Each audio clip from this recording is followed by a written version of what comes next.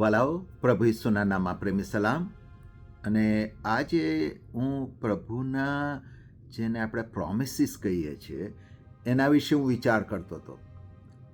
અને એ જ્યારે પ્રોમિસોને વિશે આપણે જોઈએ ત્યારે આપણે ખાસ ધ્યાન નથી આપતા, પણ બાઇબલની અંદર લગભગ જે પ્રોમિસો આપવામાં આવેલા છે એ ઘણા પ્રોમિસો ઈશ્વરે વ્યક્તિને આપેલા પ્રોમિસ છે.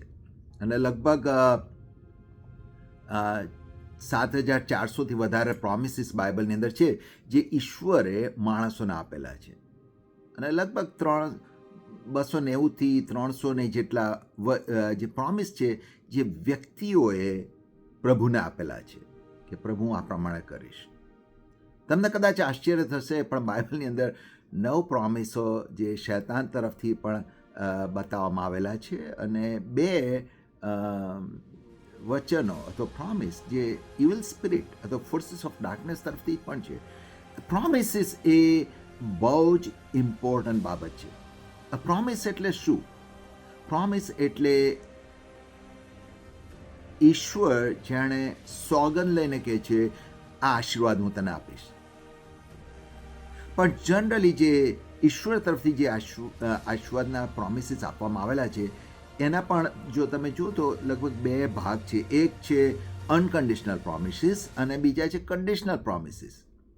અનકન્ડિશનલ પ્રોમિસીસ એટલે પ્રભુ કે હું તને પ્રેમ કરવાનું નહીં મૂકું અથવા હું તારી સંભાળ લેવાનું નહીં મૂકું. એ અનકન્ડિશનલ છે, કોઈ કન્ડિશન એટેચ નથી, સ્ટ્રિંગ્સ એટેચ નથી.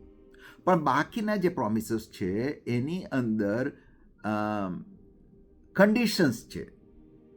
અને એ બાબત હું તમારી સાથે વાત કરવા માગું છું.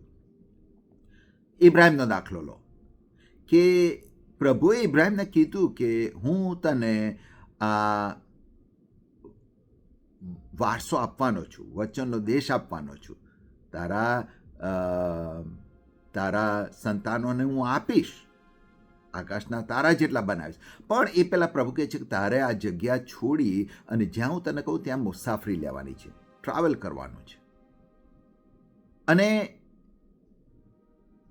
પ્રોમિસની સાથે કન્ડિશન હતી કે તારે આ જગ્યા છોડવાની છે. હવે તમે જો જોવા જાઓ તો જ્યાં ઇબ્રાહિમ રહેતો હતો એ જગ્યા પણ મૂર્તિ પૂજકોની જગ્યા હતી. અને જ્યાં પ્રભુ એને કહે છે કે હું તને લઈ જાઉં છું એ જગ્યા કઈ પવિત્ર નહોતી.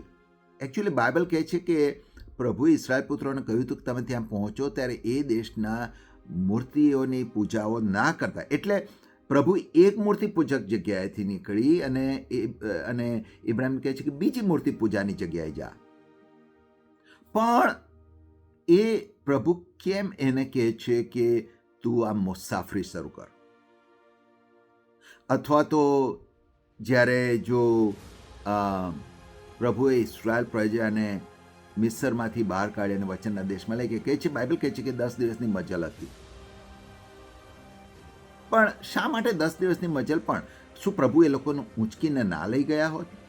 જે પ્રભુ સમુદ્રનો ભાગ કરી શકે છે. હજકેલ પ્રબોધકમાં કહે છે કે પ્રભુએ ડ્રાય બોન એની અંદરથી આખું સૈન્ય ઊભું કર્યું હતું. પ્રભુના માટે કશું જ અશક્ય નથી. તો શા માટે એ લોકોએ મુસાફરી કરવાની છે? અને આઈ થિંક કે પ્રોમિસ અને રિયાલિટી એની વચ્ચે પ્રભુ જર્ની રાખે છે, ટ્રાવેલ રાખે છે.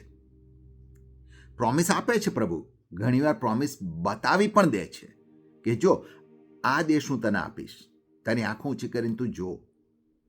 પણ એ આપતા પહેલા, એ પોઝેશનમાં આવતા પહેલા પ્રભુ કહે છે તારે મુસાફરી કરવાની છે. શા માટે? અને જ્યારે હું આ બાબતોનો વિચાર કરતો ત્યારે મને ખ્યાલ આવ્યો કે મુસાફરી દરમિયાન પ્રોમિસથી રિયાલિટીની અંદર પ્રભુ પોતાની જાતને મારીને તમારી આગળ પ્રગટ કરે છે. અને જ્યારે પ્રભુ મારીને તમારી આગળ પોતાની જાતને પ્રગટ કરે છે ત્યારે પ્રભુ મારું ને તમારું કેરેક્ટર બિલ્ડ કરે છે. પ્રભુ મારું તમારું ટ્રાન્સફોર્મેશન કરે છે. પ્રભુ મને ને તમને તૈયાર કરે છે એ પ્રોમિસનો આશીર્વાદ રિયાલિટીમાં બદલાવા માટે. એટલે જો તમે, અને તમને સવાલ થાય કે જેમ કે ઇબ્રાહિમ અથવા ઇબ્રાહિમને કહેવામાં આવ્યું કે તું જા અને આધીન થાય છે, અને એ પ્રમાણે તમે કદાચ પ્રભુના આધીન થયા હશો. પ્રોમિસથી રિયાલિટી તરફ જતાની જર્ની તમે શરૂ કરી છે, પણ તમને કદાચ બીક લાગતી હશે કે જો હું ભૂલ કરું તો શું. ઇબ્રાહિમે પણ ભૂલ કરી હતી. ઇબ્રાહિમ મિસર દેશમાં ગયો હતો. પ્રભુએ એને એવું કીધું કે ના, હવે હું મારું પ્રોમિસ તોડી કાઢું છું. એકચ્યુઅલી તમે જોવા જાઓ તો યાકૂબના જીવનમાં બહુ સરસ બને છે. યાકૂબ 32મા અધ્યાયની પહેલી 2 કલમોમાં કહે છે કે યાકૂબ ને પ્રભુ કહે છે તું બેથેલ જા. કઈ જગ્યા? કે જે જગ્યા જતા પહેલાં જ્યારે લાબાના ત્યાં નાસી જતો હતો ત્યારે રાત્રે એને સ્વપ્ન આવ્યું હતું, અને એણે પ્રભુને કહ્યું હતું, પ્રભુ જો તું મારું ખોરાક પૂરો પાડીશ, મારું રક્ષણ કરીશ તો તું મારો દેવ થઈશ. પ્રભુ એને ત્યાં પાછો લઈ જાય છે, અને એ જતાં પહેલાં યાકૂબ બહુ સરસ ત્યાં બાઇબલમાં લખ્યું, યાકૂબ પોતાના ઘરનાને બોલાવીને કહે છે તમારી જે બધી મૂર્તિઓ છે મને આપી દો, અને મૂર્તિઓને લઈને એને ડિસ્કાર્ડ કરે છે, અને પછી એ બેથલ જાય છે. આ પ્રસંગ ક્યારે બન્યો છે? કે જ્યારે પ્રભુ એને નવું નામ, એ ક્યારે બન્યો? એ પહેલાં પ્રભુએ એને નવું નામ આપી દીધું હતું, ઇસ્રાયેલ.